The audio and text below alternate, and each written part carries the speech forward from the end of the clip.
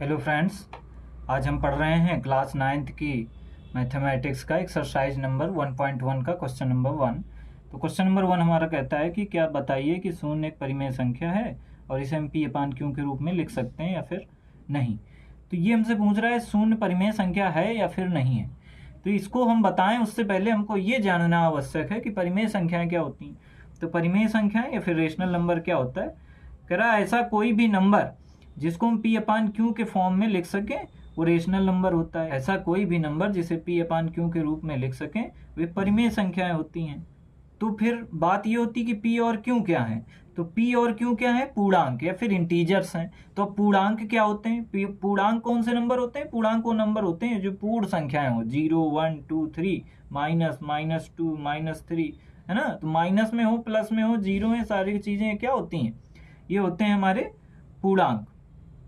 लेकिन यहाँ पर फ्रैक्शन नहीं आता है। आप ऐसा कह सकते हैं कि यहाँ पर क्या नहीं आता, फ्रैक्शन नहीं आता है। फ्रैक्शन नहीं आना चाहिए थे, पूर्णांक होते हैं। तो पूछ रहा है क्या शून्य एक परिमेय संख्या है।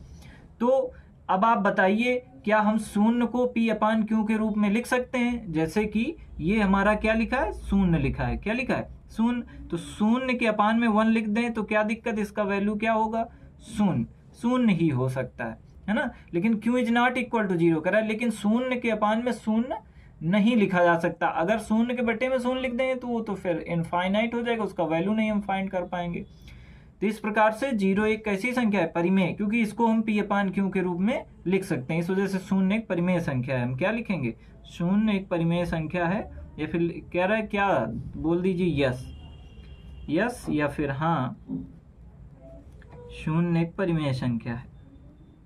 शून्य परिमेय संख्या है।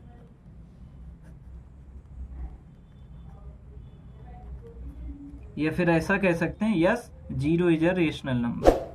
0 इज अ रेशनल नंबर।